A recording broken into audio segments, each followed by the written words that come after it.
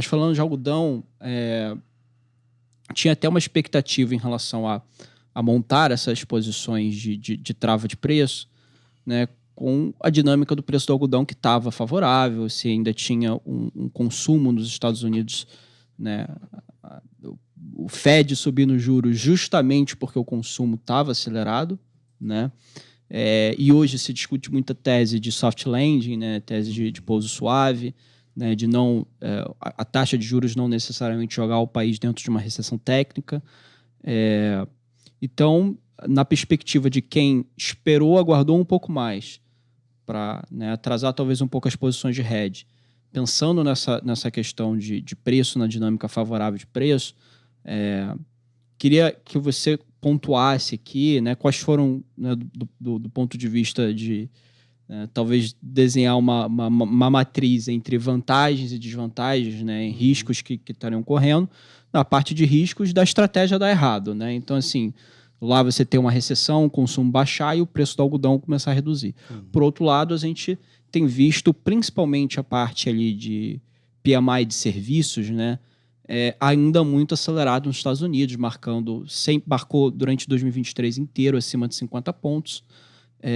E a nossa percepção é que essa parte de consumo não cíclico, né, de parte de vestuário, né, que não são bens de ciclos mais curtos, né, como camisas e tal, acabam se favorecendo melhor de um consumo aquecido em serviços.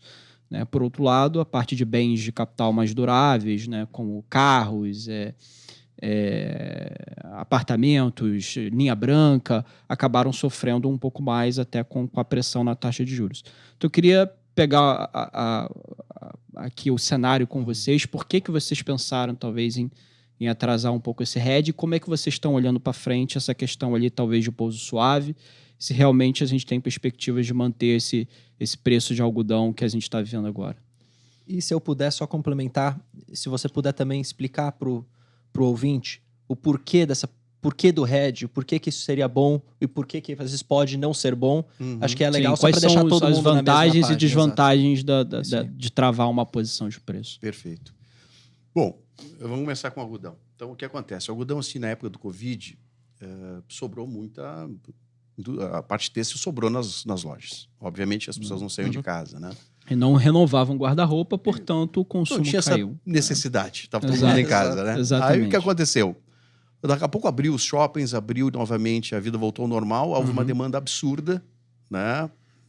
Até porque tinha que renovar os guarda-roupas, e aí o que aconteceu foi assim, o preço dispara porque não tinha algodão disponível. Porque o produtor também sabe dessa lógica. Então, quando ele viu, olha, não tem demanda, as pessoas não estão saindo, a área reduziu. Né? E aí a redução da área, quando houve uma demanda forte, não tinha resposta. E a resposta não é imediata. Ela só vai ser na próxima safra. Então, demora um pouco, né? Então, por isso que eu digo, o mercado se ajustou mais cedo, porque isso aconteceu lá em 2020, 2021, o mercado se ajustou e se ficou nesse preço médio em torno de 80, 85 cents. Tá?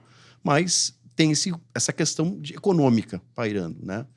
Por que a gente acreditou que o preço aumentaria? Porque quando tu olha a importação americana, e tem gráficos específicos disso, tu vai perceber que a importação americana de têxteis, e aí inclui inclusive o sintético, não é só algodão, mas as têxteis, elas estão acima dos últimos anos.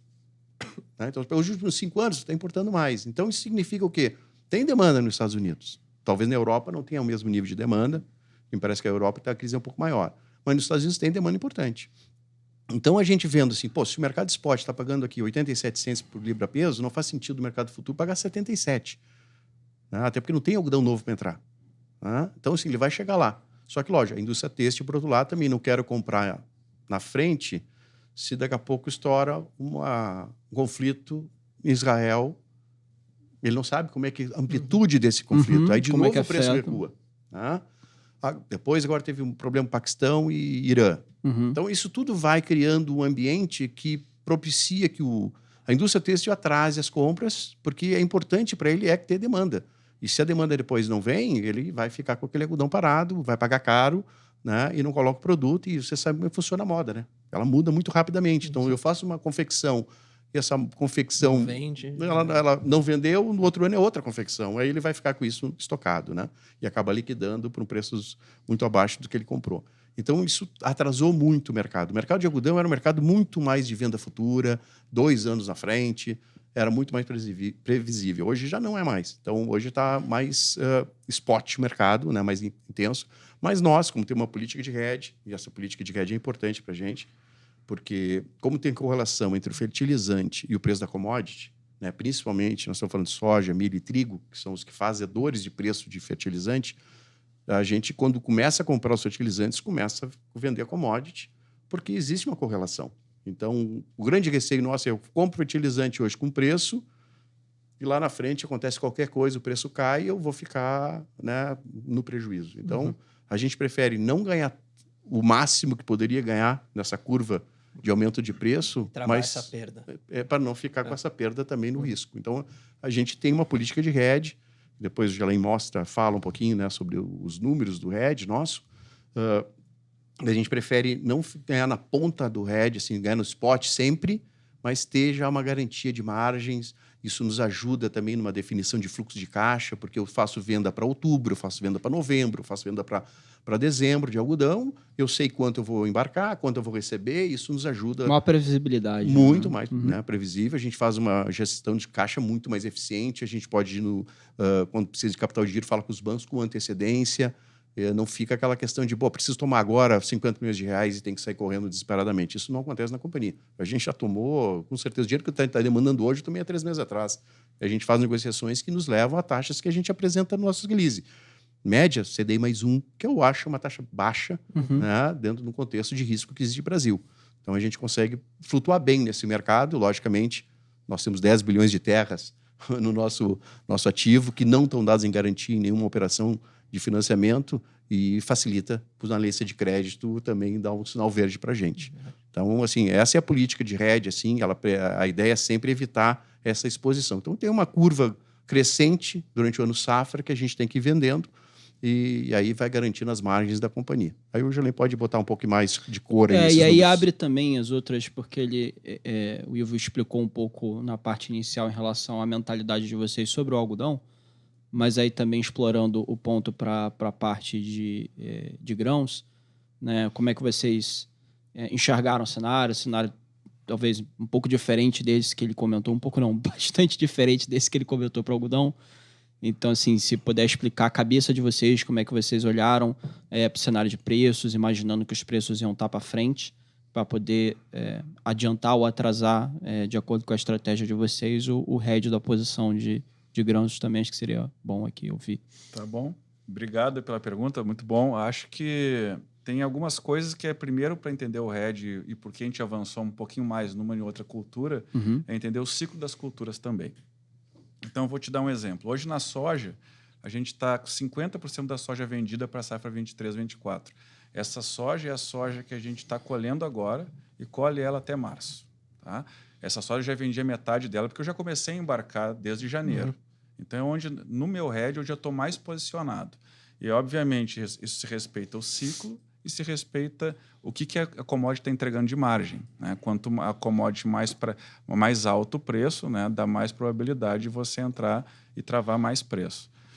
A primeira parte do hedge que a gente faz é essa linkada ao custo de produção que o Ivo trouxe. Toda vez que a gente começa a comprar insumo, eu também vou fazendo porções da minha travamento da receita.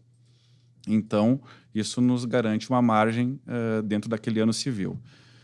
Começamos com a soja, é a primeira cultura que a gente entrega, e a próxima cultura que a gente está mais posicionado depois é o milho, que a gente está um pouquinho abaixo de 40% vendido para esse ano safra também. O milho que a gente vai começar a plantar ainda. Né? A gente nem começou a plantar o milho de segunda safra, a gente começa a plantar ele em alguns dias, né? E esse milho já estou vendido 40%. Esse milho a gente vai colher ele no meio do ano, então quer dizer, tem um espaço, tem pista ainda para a gente continuar fazendo o hedge, e a gente faz preço de hedge também olhando o preço dele, como é que está se comportando no mercado futuro. Os preços de grãos vieram caindo, né, ao longo dos últimos meses. Então, isso também dificultou um pouco a companhia avançar mais do que ela gostaria.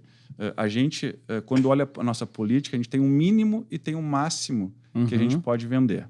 Tá? E esse máximo, ele sempre a gente respeita 80% antes de colher.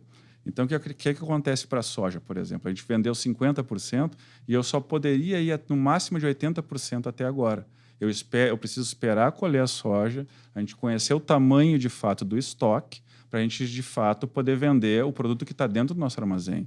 Né? Se você tem um problema maior de uma produção e você vende tudo, você vai ficar sobrevendido. Você toma um risco não vai ter shout, vai ter um problema. Então, quer dizer, a gente faz isso. Então, eu vou precisar respeitar os ciclos das commodities e respeitar os preços das commodities para poder avançar um pouco mais.